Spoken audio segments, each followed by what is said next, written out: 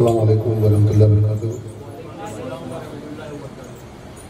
अल्हम्दुलिल्लाहि रब्बिल आलमीन, अस्सलातु वस्सलामु अला सय्यिदिल मुरसलीन या शफीउल मुज़नबीन बिरहमतिका या अरहमर राहिमीन। अम्मा बाद फ़अऊज़ु बिल्लाहि मिनश शैतानिर रजीम। बिस्मिल्लाहिर रहमानिर रहीम। अला इन्ना औलिया अल्लाह ला खौफुन अलैहिम वला हुम यहज़नून।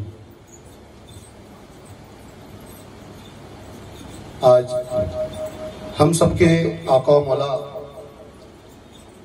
सूफी बाबा सफ़ा खैरुल उम्मत मोहम्मद रशीदुल्लाह शाह कुर्रतुल्लाह इफ्तिखारी मुजीबी शाकी रहमान रज़्ज़ाकी क़ादरी चिश्ती नक्शबंदी सोहरवर्दी क़द्दसल्लाहु सिर्रुल अज़ीज़ का सालाना उर्स मुबारक है। तो सबसे पहले मेरी तरफ से आप सबको हम सब के आका मौला का उर्स मुबारक हो, मुबारक हो, मुबारक हो। और सभी को मैं ये मुबारकबाद इसीलिए देना चाहता हूं क्योंकि सब यहाँ पर आशिक़ औलिया हैं और हम सब के आका मौला सूफी मोहम्मद रशीदुल्लाह शाह को चाहने वाले हैं। या तो लोग जो उनसे बैद है वो है, या उनके चाहने वाले हैं, या उनके पोते हैं, यानी उनके सिलसिले से है। ये खिदमत उन्होंने बहुत ज्यादा मेहनत से यहाँ पे की है। और आज जो ये फुलवारी सजी हुई है इफ्तिखारी घराने की, वो पूरी मेहनत इन्हीं की है। अब मैं कुछ उनकी शान में बताऊंगा क्योंकि बहुत सारे लोग ऐसे हैं आज जो उनसे मिले नहीं हैं, और जो लोग उनसे बैत है या उनसे डायरेक्ट मिले हैं वो इस बात की तस्दीक भी देंगे जो बात हम उनकी शान में करेंगे। मैं एक आपका किस्सा बयान करना चाहता हूं,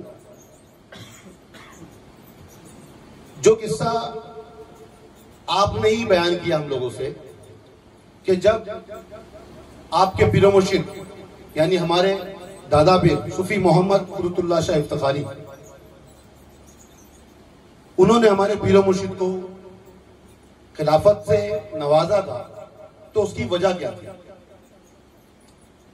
और इस चीज को हर किसी को समझना है कि जितने भी अहले सिलसिला है और जो भी लोग औलिया कराम को मानते हैं, उन सबको ये बात आपको समझनी है कि यहां पर अगर कोई शान, कोई चीज आपको अगर मकाम हासिल करना है तो आपको ऐसा ही पहले बनना पड़ेगा, वैसा किरदार बनाना पड़ेगा। तो वो किस्सा मैं आपसे बयान करता हूं कि हमारे पीरो मुर्शिद ने फरमाया कि एक मर्तबा दादा हुजूर के सामने, यानी अपने पीरो मुर्शिद के सामने, वो कलाम पढ़ने के लिए खड़े हुए। उनकी बारगाह में वो कलाम पढ़ने खड़े हुए। तो जब वो कलाम पढ़ने के लिए वहां खड़े हुए तो वो आंख बंद करके कलाम पढ़ रहे थे।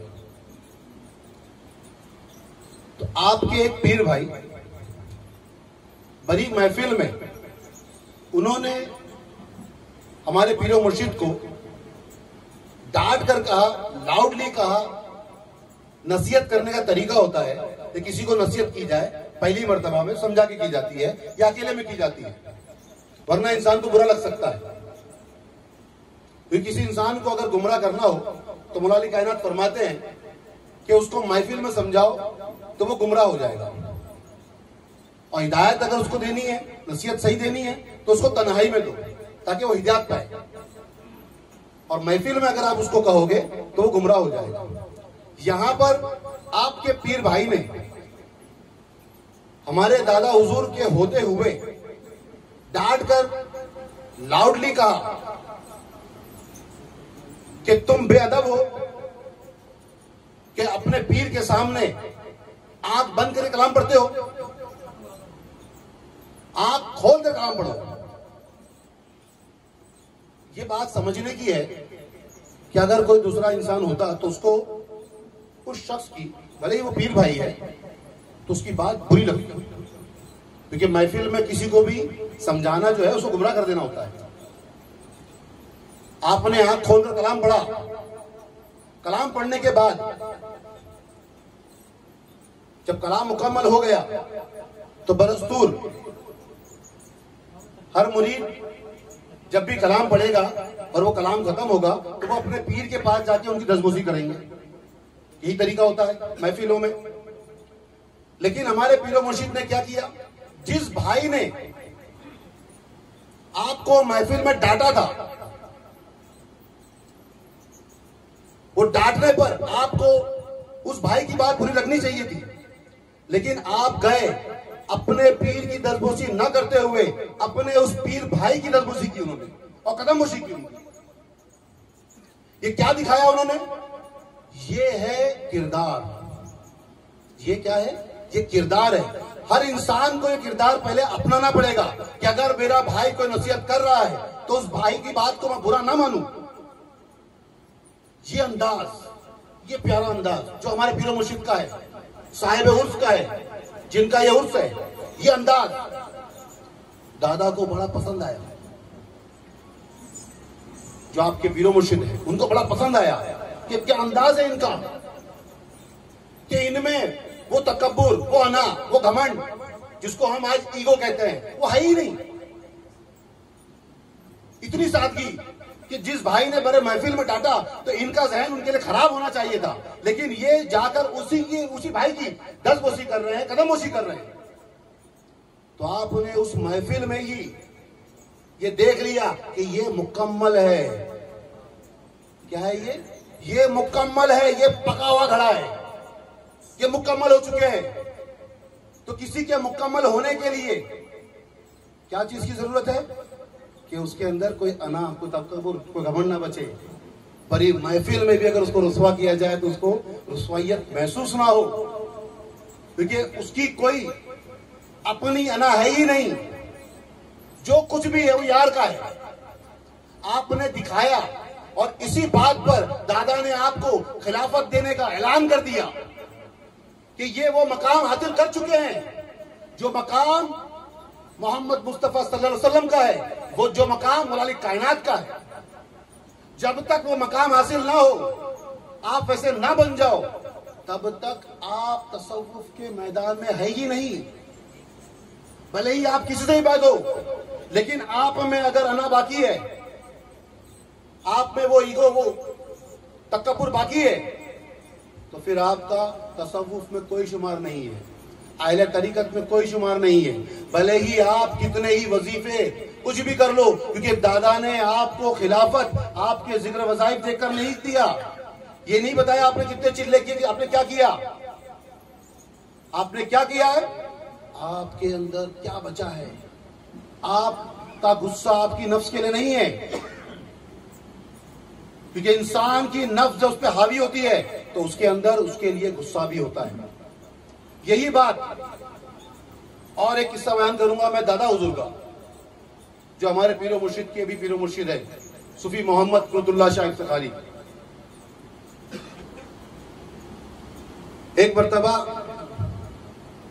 मौलाना इफ्तिखारुल हक बिस्मिल सरकार, उनके घर के जो आंगन था वो टूटा हुआ था, थोड़ा टूट फूट गया था, खराब हो गया था। तो आपने बिस्मिल सरकार ने दादा हुजूर से कहा, कुतुबुल्लाह शाह इफ्तिखारी से, कि इसको सही कर दो, मरम्मत कर दो इसकी। तो उन्होंने दिन भर अकेले पूरे आंगन की मरम्मत शुरू कर दी। मरम्मत का मतलब है जैसे पहले जमाने में गोबर वगैरह से लीप कर जो है गांवों में होता था कि घर का आंगन वगैरह लिपा जाता था। आपने दिन भर मेहनत करके शाम तक पूरी वो मरम्मत कर दी, वो सब दुरुस्त कर लिया। वो सब कुछ दुरुस्त करने के बाद जब सब मुकम्मल हुआ तो फिर बिस्मिल सरकार का आना हुआ। जब वो आए तो उन्होंने देखा कि सब कुछ बना हुआ है, सब तैयार हो चुका है। तो आकर आप भड़क गए कि ये किसने कर दिया, ये किसने कहा था इसको सही करने के लिए। अब जो हमारे दादा हुजूर है कुतुबुल्लाह शाह इफ्तिखारी, उन्होंने ये नहीं कहा कि आप तो बोल के गए थे, आपके कहने में तो किया मैंने। उन्होंने ये नहीं कहा, उन्होंने कहा कि हुजूर मैं गुस्ताख हूं, मुझसे ये गलती हुई है। तो बीसवीं सरकार ने फरमाया कि फिर से उधेड़ दो उसको, जैसा था वैसा कर दो। आप दोबारा उसको तोड़ने में लग गए। आपने उफ नहीं किया, आपने ये नहीं कहा कि आपके कहने पे मैं दिन भर मुशक्कत कर रहा था।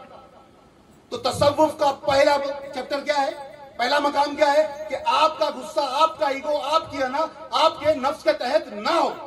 और जब आपका गुस्सा या आपकी अना जब तक खत्म ना हो जाए तब तक आप तसव्वुफ के दायरे में आते ही नहीं, चाहे कितनी बड़ी तालीम क्यों ना जान लो, कोई मकाम क्यों ना हासिल कर लो, लेकिन आपका कोई शुमार नहीं। तो यहां पर सबसे पहली चीज क्या है, क्या तालीम मिलती है हमारे बुजुर्गों से कि अपनी अना को खत्म करें और आपका कोई फैसला, आपका कोई गुस्सा, आपकी कोई बात आपके नफ्स के तहत ना हो। और ये सबक किसने दिया, हमारे बुजुर्गों ने दिया। एक मैं मौलाना कायनात का किस्सा बयान करता हूं इसमें। एक जंग में मौलाना कायनात का जब एक काफिर से मुकाबला हुआ तो उस मुकाबले में मौलाना कायनात उसके सीने पर सवार हो गए, हावी हो गए, उसको कत्ल करने वाले हैं। लेकिन उस काफिर ने मौला अली कायनात के चेहरे मुबारक पर थूक दिया, जबकि मौला अली कायनात उसको कत्ल करने वाले थे। अभी वो अगर न थूकता तो वो उसको कत्ल कर देते, उसका काम तमाम कर देते। लेकिन उसने आपके चेहरे मुबारक पर थूक दिया तो आपने उसको छोड़ दिया, आपने उसको कत्ल नहीं किया। तो लोगों ने पूछा कि आप उसको कत्ल करने वाले थे, फिर आपने इसको क्यों छोड़ दिया? सिर्फ आपको थूका है उसने तो आपको और गुस्सा आना चाहिए था और उसको बेदर्दी से कत्ल करना चाहिए था। तो आपने कहा कि नहीं, जब मैं उसको पहले कत्ल कर रहा था तो वो मैं हक पर था, क्योंकि मैं वो काम अपने नफ्स के लिए नहीं कर रहा था। अब उसने मुझ पर थूक दिया है, अब उसको कत्ल करूं तो यह होगा कि मैंने अपने नफ्स के तहत इसको कत्ल किया और नफ्स के तहत कोई भी काम करना हराम है। ये सबक तसव्वुफ का है। तमाम बुजुर्गों ने यही काम किया है कि उन्होंने कोई भी काम अपने नफ्स के तहत नहीं किया है।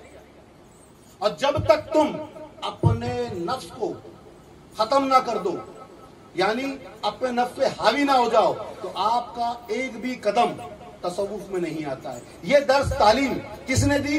हमारे पीरो मुर्शिद ने करके दिखाया। उनका चलना, उनका बोलना, जितने लोग यहां मिले हैं उनसे वो जानते हैं कि वो इतनी बड़ी शान, यानी जोगेश्वरी के अंदर वो इतना बड़ा मकाम रखने वाले वली, लेकिन उन्होंने कभी भी ऐसा नहीं बताया कि हम बहुत बड़े वली हैं। उनका तरीका क्या रहा? सादगी वाला। हमारे पीरो मुर्शिद सूफी मोहम्मद रशीदुल्लाह शाह इफ्तिखारी, नाज है हमको उन पर कि वो फरमाते हैं कि हमें ये शौक नहीं है कि हम लोगों में जैसे जाए इमाम पहने, बड़े बड़े झुब्बे दस्तार पहने और लोगों में ये इजहार करें कि हम कोई पीर है या कुछ। सादगी पसंद है। ये जितने लोग यहाँ पे जानते हैं, जो मिले हैं, जो उनके मुरीदन हैं, ये बात वो जानते हैं। और खिलाफत को आज लोग ये समझते हैं कि भाई खिलाफत मिल जाए तो बड़ी बात हो जाएगी, बड़ा काम हो जाएगा। लेकिन आप फरमाते हैं कि खिलाफत का बोझ वो बोझ है कि सर नीचे से ऊपर नहीं होता है, इतना एहतराम है उसका। ये तालीमात आपके किरदार से मिलती है। जबानी कहना हर चीज आसान है, लेकिन जो किरदार में है उनके, और लोगों ने मोहब्बत उनके अंदाज से किया, उनके किरदार से किया, उनकी सादगी से किया। वो कभी किसी के पास बातें लेकर नहीं गए, लोग तो उनको देखते थे और उनसे मोहब्बत करने लगते थे। मैं खुद भी जब उनसे मिला था तो पहली मर्तबा हमारे फतेह भाई के घर पे 11वीं की नियाज में, और उसके बाद 6 महीने तक आपके दर के चक्कर लगाता रहा, तब जाके उन्होंने अपनी बारगाह में लिया है।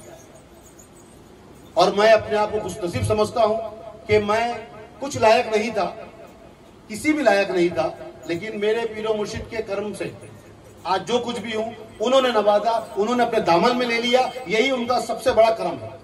और सबसे जितने लोग यहाँ पे उनसे बात है, हर किसी को मैं ये कहता हूं कि जितना नाज करो उतना कम है, कि मेरे पीर ने खुद फरमाया है कि तुम अपनी किस्मत पर जितना नाज करो उतना कम है कि तुम किस घराने में आ गए हो। तो ये इतना वसी घराना है, और इस घराने की सबसे बड़ी शान हमारे पीरो मुर्शिद सूफी मोहम्मद रशीदुल्लाह शाह इफ्तिखारी, जिनके उसमें आप आए हैं, ये बहुत बड़ी शान है। भले ही वो सादगी से रहे, आम इंसान की तरह है, कोई यहां का पड़ोसी कहेगा भी हमारे पड़ोसी थे ये, लेकिन वो वली अल्लाह के मकाम में इतने बड़े हैं कि उसका मयार हम अपनी जबानों से बयान भी नहीं कर सकते कि वो किस मकाम, क्या मकाम रखते हैं। हमारी तारीफें कम होगी जितना भी कर ले।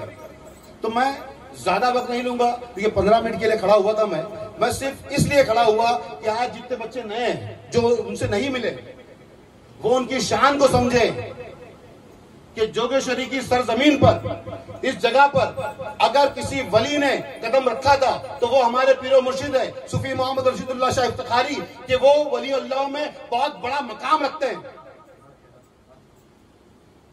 अब उनके पायनाज के बरकत से आज यहां सिलसिले फल रहे, फूल रहे हैं, बहुत सारे सिलसिले। तो मैं अपनी बात को यहीं पे खत्म करता हूं।